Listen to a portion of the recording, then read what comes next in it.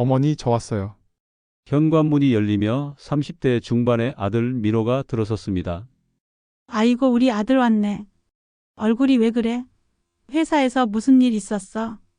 아니에요. 그냥 좀 피곤해서요. 피곤해? 요즘 일이 많아?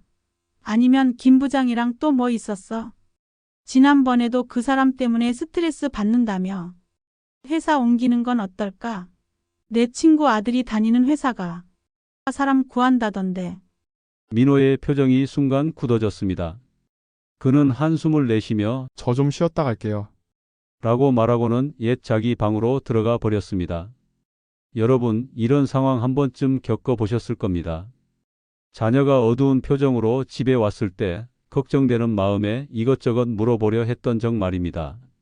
그런데 왜 우리의 관심과 사랑이 오히려 자녀를 더 멀어지게 만드는 걸까요? 만약 지금 이 순간 여러분이 이 이야기에 귀 기울이고 계신다면 그것은 자녀와의 관계가 예전 같지 않다고 느끼시거나 혹은 더 나은 관계를 원하시기 때문일 겁니다. 자녀가 어릴 때는 넘어지면 안아주고 울면 달래주고 무엇이든 해결해 주는 것이 부모의 역할이었습니다. 그런데 그 자녀가 어른이 되면서부터 상황이 달라집니다. 이제는 우리의 도움이 때로는 간섭으로, 우리의 조언이 잔소리로 들리기 시작합니다. 더 심각한 사실을 말씀드려야겠습니다. 여기에 주목하세요. 최근 한 조사에 따르면 성인 자녀 10명 중 7명이 부모와의 대화에서 스트레스를 느끼고 있다고 합니다. 더 충격적인 것은 그중 절반 이상이 부모와의 전화를 의도적으로 회피한 경험이 있다는 점입니다. 이것이 우리가 마주한 가슴 아픈 현실입니다. 사랑하는 자녀가 우리를 피하고 있다는 것이죠. 그들이 부모인 우리를 사랑하지 않아서가 아닙니다. 우리의 관심과 대화 방식이 그들에게 부담으로 다가가기 때문입니다. 하지만 오늘 이 시간이 끝나면 여러분은 완전히 새로운 관점을 가지게 될 것입니다. 20년, 30년, 어쩌면 40년 동안 쌓아온 부모, 자식 간의 소통 패턴을 바꿀 수 있는 비밀을 지금 이 순간 나눠 드리려 합니다. 지금부터 제가 들려드릴 이야기는 심리학자들과 가족 상담 전문가들의 연구를 바탕으로 한 것입니다. 하지만 그보다 더 중요한 것은 실제로 수많은 부모들이 시도해보고 놀라운 변화를 경험한 방법들이라는 점입니다. 여러분 생각해 보세요. 우리는 자녀가 태어나면서부터 그들을 위해 모든 것을 희생해 왔습니다. 밤잠을 설치며 열이 오른 이마를 식혀주고 학교 숙제를 도와주고 대학 등록금을 마련하기 위해 허리띠를 졸라매기도 했습니다. 그런데 왜 지금 그들이 성인이 되었을 때 오히려 관계가 멀어지는 걸까요? 그 이유는 의외로 간단합니다. 우리는 자녀를 사랑하는 방법은 알지만 그 사랑을 표현하는 방식을 바꾸는 법을 배우지 못했기 때문입니다. 우리 딸이 요즘 표정이 어두워요. 무슨 일이 있는지 물어봐도 괜찮다고만 하는데 더 물어볼까요? 아니면 그냥 내버려 둘까요? 아들이 직장에서 힘들어하는 것 같은데 제가 조언을 해주려고 하면 듣지 않아요. 어떻게 하면 좋을까요? 이런 고민이 익숙하게 느껴지시나요? 걱정 마세요. 여러분만 그런 것이 아닙니다. 모든 부모가 이런 시기를 겪습니다. 자, 이제 정말 중요한 부분입니다. 귀를 기울여 주세요. 성인 자녀와의 관계를 회복하고 더 깊게 만드는 데는 세 가지 핵심 원칙이 있습니다. 아주 단순하지만 놀라운 효과가 있는 이 원칙들은 바로 모르는 척하기, 여유 없는 척하기, 그리고 못 본 척하기입니다. 이상하게 들리시나요? 어떻게 모르는 척이 좋은 관계를 만들 수 있을까요? 지금부터 하나씩 설명해 드리겠습니다. 며칠 전 한 60대 어머니의 이야기를 들었습니다. 지난 주말에 딸이 사위와 함께 집에 왔어요. 둘 다 표정이 좋지 않았고 평소와 달리 대화도 거의 없었어요. 이전 같았으면 무슨 일 있니? 라고 물었겠지만 이번에는 그냥 맛있는 식사만 준비해주고 아무것도 묻지 않았어요. 그런데 돌아가는 길에 딸이 문자를 보냈더군요. 엄마, 오늘 아무것도 묻지 않아 줘서 고마워요. 사실 저희가 요즘 좀 힘든 일이 있었는데 엄마가 물어보면 괜히 더 마음이 아플 것 같았거든요. 다음에 해결되면 말씀드릴게요. 여러분, 이 이야기의 핵심을 놓치지 마세요. 때로는 말을 덜하는 것이 더 많은 말을 하는 것보다 효과적일 수 있습니다. 특히 성인이 된 자녀와의 관계에서는 말입니다. 우리는 왜 자녀의 모든 것을 알고 싶어 할까요? 그것은 사랑이기도 하지만 사실은 우리의 불안감 때문이기도 합니다. 무슨 일이 있으면 어쩌지? 내가 도와주지 않으면 자녀가 힘들어할 텐데라는 걱정이 앞서는 것이죠. 그러나 심리학에서는 모든 인간에게는 자율성에 대한 기본적인 욕구가 있다고 말합니다. 특히 성인이 된 자녀들은 자신의 문제를 스스로 해결하고 싶어 합니다. 누군가 자꾸 개입하면 오히려 부담을 느끼고 방어적이 되기 쉽습니다. 그래서 때로는 모르는 척이 가장 지혜로운 선택이 됩니다. 모르는 척한다는 것은 무관심이 아닙니다. 오히려 자녀의 자율성을 존중하고 그들이 준비되었을 때 스스로 이야기할 수 있는 공간을 마련해 주는 깊은 배려입니다. 여러분, 쉽지 않으실 겁니다. 자녀가 힘들어 보일 때 무엇인가 물어보고 도와주고 싶은 마음이 간절할 테니까요. 하지만 그 순간 한 걸음 물러서서 침묵할 수 있다면 놀랍게도 자녀들은 점점 마음의 문을 열기 시작할 것입니다. 그럼 이 다음에 가장 중요한 팁이 나옵니다. 두 번째 원칙은 여유 없는 척하기입니다. 이것은 특히 돈과 관련된 문제에서 중요한데요. 자녀가 경제적으로 어려움을 겪을 때 부모로서는 당연히 도와주고 싶은 마음이 들 것입니다. 그러나 항상 손을 내밀어 주는 것이 정말 그들을 위한 일일까요?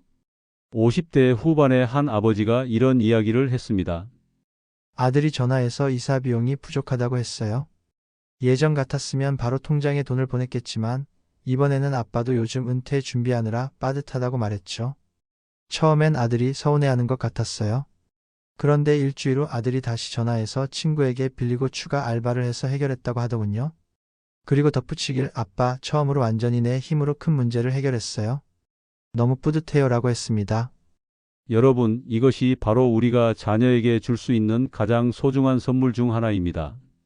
스스로 문제를 해결할 수 있다는 자신감과 성취감 말이죠. 경제적인 지원은 분명 사랑의 표현이지만 계속해서 자녀의 문제를 대신 해결해주면 그들은 스스로 해결하는 능력을 키울 기회를 잃게 됩니다. 그리고 더 심각한 것은 이런 패턴이 반복되면 자녀들은 점점 의존적이 되고 부모는 점점 더 큰 부담을 느끼게 된다는 점입니다.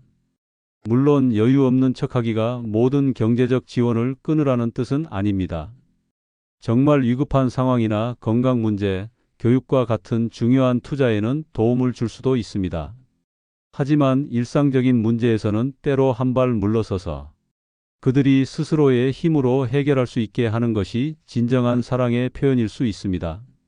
이제 세 번째이자 마지막 원칙으로 넘어가 보겠습니다. 바로 못 본 척하기입니다. 이것은 특히 자녀의 감정적인 상태나 선택과 관련해 중요합니다.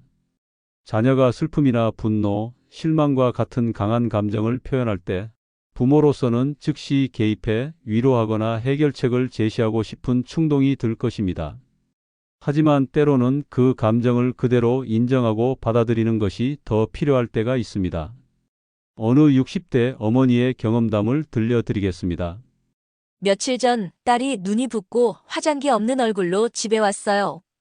분명 울었던 흔적이 있었지만 저는 그냥 평소처럼 대했어요. 저녁을 준비하면서 일상적인 이야기만 나눴죠. 식사를 마치고 설거지를 하는데 딸이 옆에 와서 팔짱을 끼더니 엄마, 사실 오늘 회사에서 프로젝트가 무산됐어. 내가 몇 달 동안 준비한 건데. 라며 이야기를 시작했어요. 그제서야 저는 딸을 안아주고 이야기를 들어줬습니다. 여러분, 주목하세요. 이 어머니가 처음부터 무슨 일 있니? 왜 울었어? 라고 물었다면 어땠을까요? 아마도 딸은 아니에요, 괜찮아요 라고 대답하고 더 이상 마음을 열지 않았을 겁니다. 때로는 우리가 알아차리지 못한 척, 보지 못한 척함으로써 자녀에게 자신의 감정을 정리할 시간과 공간을 제공할 수 있습니다. 그리고 그들이 준비되었을 때 비로소 진정한 대화가 시작되는 것입니다.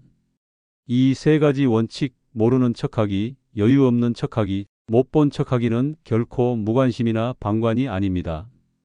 오히려 자녀의 자율성과 성장을 존중하는 깊은 사랑의 표현입니다. 이것은 쉽지 않은 선택이지만 그 어려운 선택이 자녀와의 관계를 더 깊고 건강하게 만들어줄 것입니다. 앞으로 이 시간을 통해 더 구체적인 방법과 실제 사례들을 나누겠습니다. 어떻게 하면 자녀의 마음을 열게 할 수 있는지, 어떻게 하면 그들이 부모에게 다시 의지하고 신뢰할 수 있게 할 수 있는지에 대해 말이죠. 오늘 이 시간이 여러분과 소중한 자녀 사이의 관계를 완전히 바꾸는 전환점이 되기를 진심으로 바랍니다. 함께 이 여정을 시작해 볼까요? 자, 이제 본격적으로 자녀와의 소통에서 가장 치명적인 실수들과 그것을 바로잡을 수 있는 방법에 대해 이야기해 보겠습니다. 여러분은 자녀를 키우면서 얼마나 많은 희생을 했습니까? 밤잠을 설치며 아픈 자녀를 간호하고 학교 준비물을 챙기고 먹고 싶은 것도 참아가며 등록금을 모았을 겁니다. 이런 희생이 헛되지 않게 하려면 지금부터 제가 나누는 방법을 꼭 기억하세요. 첫 번째로 경고해 드릴 것은 비교의 독입니다. 이것은 부모가 흔히 저지르는 가장 치명적인 실수 중 하나입니다. 우리 혜진이보다 3살 어린 옆집 영희는 벌써 집을 장만했대. 그의 어머니가 어찌나 자랑하던지. 이런 말 한 번쯤 해보셨나요? 아니면 들어보셨나요? 이런 비교는 순간적으로는 자녀에게 자극을 주는 것 같지만 실제로는 마음에 깊은 상처를 남깁니다. 50대 중반의 한 어머니가 가슴 아픈 고백을 했습니다. 딸에게 항상 사촌 언니처럼 공부 좀 하라고 했어요. 그 아이는 명문대를 나오고 좋은 직장에 들어갔거든요.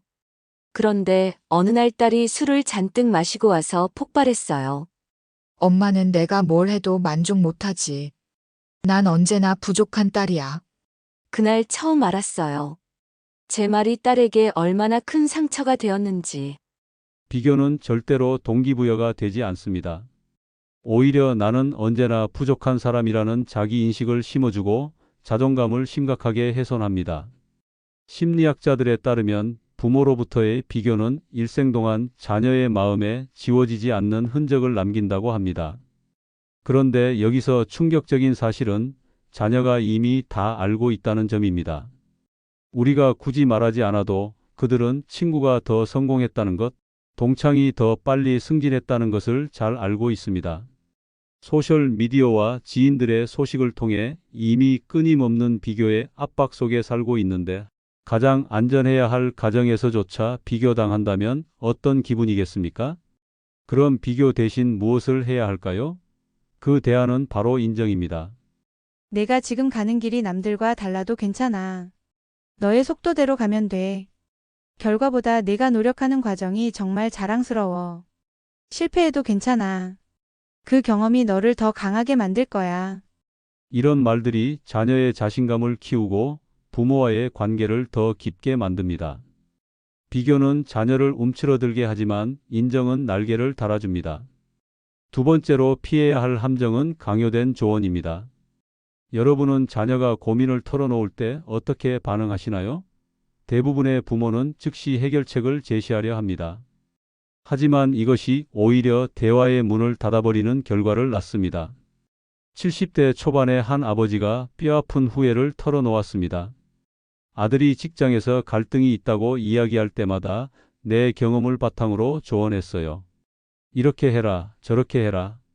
그런데 점점 아들이 아무 말도 안 하더라고요. 나중에 알고 보니 아들은 그저 이야기를 들어주길 원했던 거였어요. 내 조언이 아들에게는 넌 그것도 못 해결하니? 라는 무언의 비난으로 들렸던 거죠. 자녀가 고민을 이야기할 때 그들이 진정으로 원하는 것은 해결책이 아닙니다. 대부분의 경우 그들은 단지 자신의 감정을 이해받고 공감받길 원합니다. 조언을 요청하지 않았는데 조언을 하면 그것은 내 판단력을 신뢰하지 않아라는 메시지를 전달하게 됩니다. 그렇다면 무엇이 대안일까요? 바로 질문입니다. 그 상황에서 내가 가장 힘들었던 건 뭐였어? 너라면 어떻게 해결하고 싶어? 내 생각을 말해도 될까? 마지막 질문이 특히 중요합니다. 조언을 하기 전에 허락을 구하는 것입니다. 이렇게 하면 자녀는 부모의 말을 방어적인 태도 없이 더 열린 마음으로 들을 수 있습니다. 세 번째로 경계해야 할 것은 과도한 걱정입니다. 여러분, 솔직히 말해보세요. 자녀가 멀리 여행을 간다고 하면 온갖 걱정이 앞서지 않나요? 조심해라, 위험한 곳에 가지 마라, 항상 연락해라 등의 말이 끊임없이 나오지 않나요? 60대 중반의 한 어머니의 이야기입니다. 딸이 혼자 유럽 여행을 간다고 했을 때 정말 걱정됐어요. 출발하기 전날 온갖 주의사항을 말했죠. 그랬더니 딸이 한숨을 쉬면서 엄마, 나 33이야 괜찮아. 라고 했어요. 그 순간 깨달았어요. 내 걱정이 딸에게는 넌 할 수 없어라는 불신의 메시지로 전달되고 있다는 것을. 과도한 걱정은 사랑이 아닌 통제로 느껴질 수 있습니다. 그리고 더 심각한 문제는 자녀의 자신감을 훼손한다는 점입니다. 엄마 아빠는 내가 스스로 할 수 없다고 생각하는구나라는 메시지를 반복적으로 전달하게 되는 것이죠. 그럼 걱정 대신 무엇을 표현해야 할까요? 바로 신뢰입니다. 내가 현명하게 판단할 거라고 믿어. 어려움이 있으면 언제든 연락해. 하지만 넌 잘할 수 있을 거야. 내 선택을 존중해. 내가 결정한 일이라면 지지할게. 이런 말들이 자녀에게 자신감을 주고 실제로 더 책임감 있게 행동하도록 만듭니다. 놀랍게도 우리가 자녀를 신뢰한다고 표현할 때 그들은 그 신뢰에 부응하기 위해 더 노력합니다. 지금까지 우리는 비교, 강요된 조언, 과도한 걱정이라는 세 가지 독성 소통 방식에 대해 이야기했습니다. 이것들은 부모가 사랑으로 시작했지만 결과적으로 자녀와의 관계를 해치는 소통 방식입니다. 그렇다면 자녀의 마음을 여는 긍정적인 소통법은 무엇일까요? 지금부터 가장 강력한 도구 세 가지를 알려드리겠습니다. 첫 번째는 적극적 경청입니다. 이것은 단순히 귀로 듣는 것이 아니라 온 몸과 마음으로 듣는 것을 의미합니다. 휴대폰을 내려놓고 TV를 끄고 모든 주의를 자녀에게 집중하는 것입니다. 눈을 마주치고 고개를 끄덕이며 그랬구나, 정말 힘들었겠다 같은 반응을 보이는 것이죠. 한 연구에 따르면 부모가 자녀의 이야기를 방해 없이 5분 동안 경청했을 때 자녀의 자존감이 크게 향상되었다고 합니다. 단 5분만 진심으로 들어주는 것이 1시간 동안 조언하는 것보다 효과적이라는 사실 놀랍지 않나요? 두 번째 도구는 감정 인정입니다. 자녀가 부정적인 감정을 표현할 때 많은 부모들은 그것을 빨리 해결하려고 합니다. 그렇게 슬퍼하지 마, 화내지 말고 걱정할 필요 없어 같은 말들이죠. 하지만 이런 반응은 자녀의 감정을 무시하는 결과를 낳습니다. 대신 이렇게 말해보세요. 그런 상황에서 화가 났다니 정말 이해돼. 정말 실망스러웠겠구나. 그 소식을 듣고 불안했겠다. 감정을 인정받았을 때 자녀는 자신의 감정을 더 잘 통제할 수 있게 됩니다. 놀랍게도 부정적인 감정도 인정받으면 더 빨리 해소된다는 사실. 세 번째 도구는 자녀의 강점 찾기입니다. 모든 사람은 자신만의 고유한 강점과 재능을 가지고 있습니다. 하지만 많은 부모들이 약점에만 집중하고 그것을 고치려고 합니다. 수학 점수가 왜 이렇게 낮아? 운동을 좀 더 열심히 해야지 등의 말들이죠. 대신 자녀의 강점을 발견하고 키워주는데 집중해 보세요. 내가 이야기를 참 재미있게 하는구나. 어려운 상황에서도 긍정적인 모습이 대단해. 내가 친구들을 배려하는 모습이 정말 자랑스러워. 심리학 연구에 따르면 약점을 고치는 것보다 강점을 발전시키는 것이 행복과 성공에 훨씬 더 큰 영향을 미친다고 합니다. 그리고 자녀의 강점을 인정받은 아이들은 자신감이 높아지고 도전에 더 적극적으로 나선다고 합니다.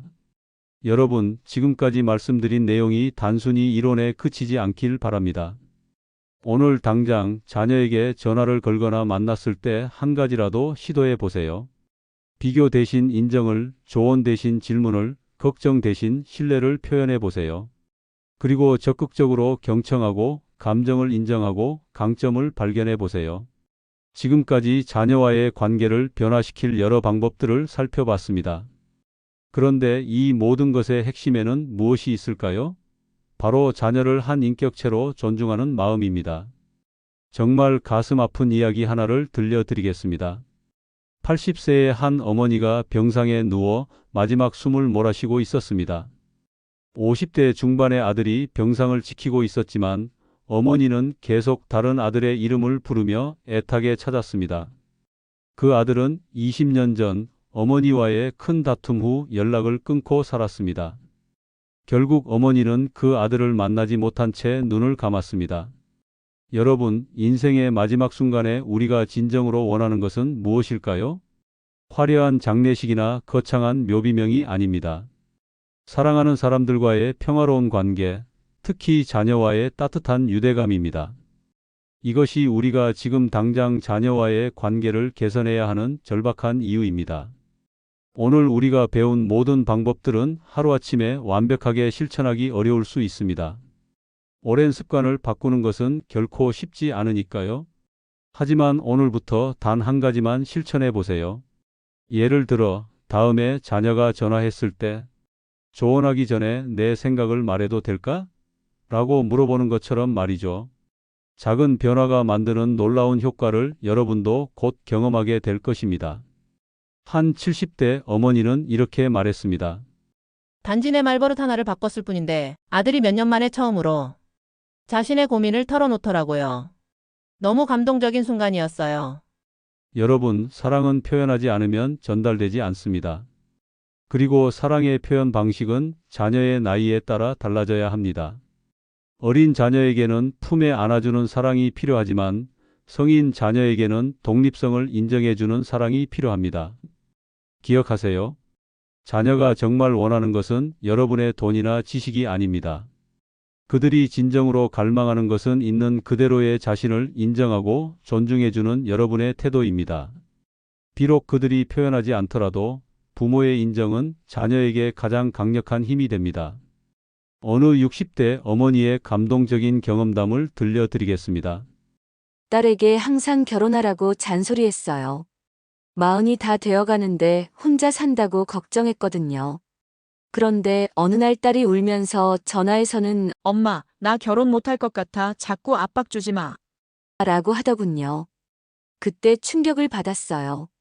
내가 딸에게 얼마나 큰 상처를 줬는지 깨달았죠. 그날 이후로 결혼 얘기를 완전히 끊었어요. 대신 딸의 선택을 존중한다고, 딸이 행복하다면 그걸로 충분하다고 말해줬죠. 몇 달 후 딸이 찾아와서는 오랜만에 웃으면서 자기 삶에 대해 이야기하더군요. 그 웃음을 보는 순간 딸의 행복이야말로 내가 진정으로 원하는 것임을 깨달았습니다. 우리는 자녀가 우리의 기대대로 살기를 바랍니다. 하지만 그것이 과연 진정한 사랑일까요? 진정한 사랑은 통제가 아니라 자유를 주는 것입니다. 자녀가 자신만의 길을 걸을 수 있도록 축복해 주는 것, 그것이야말로 가장 위대한 부모의 사랑이 아닐까요? 어쩌면 자녀와의 갈등은 우리 내면의 미해결된 문제를 보여주는 거울일지도 모릅니다. 자녀에게 지나치게 성공을 강요한다면 그것은 우리가 이루지 못한 꿈의 반영일 수 있습니다.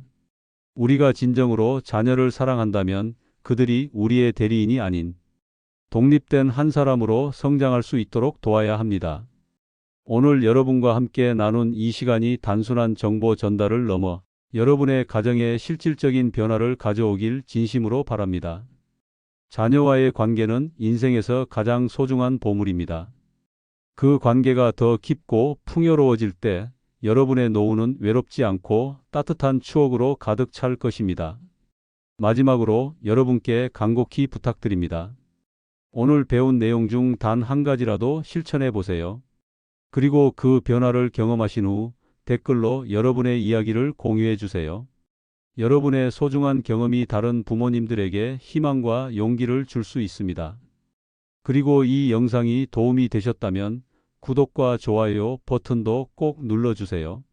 앞으로도 노후를 더 행복하고 의미 있게 만들어주는 다양한 지혜와 정보를 계속해서 나누겠습니다. 특히 다음 영상에서는 노년기에 반드시 알아야 할 건강관리 비밀에 대해 다룰 예정이니 알림 설정도 해두시면 좋겠습니다. 여러분의 가정에 늘 평화와 행복이 가득하길 진심으로 바랍니다. 긴 시간 함께해 주셔서 정말 감사합니다. 지금까지 지혜의 옹기 시간이었습니다. 감사합니다.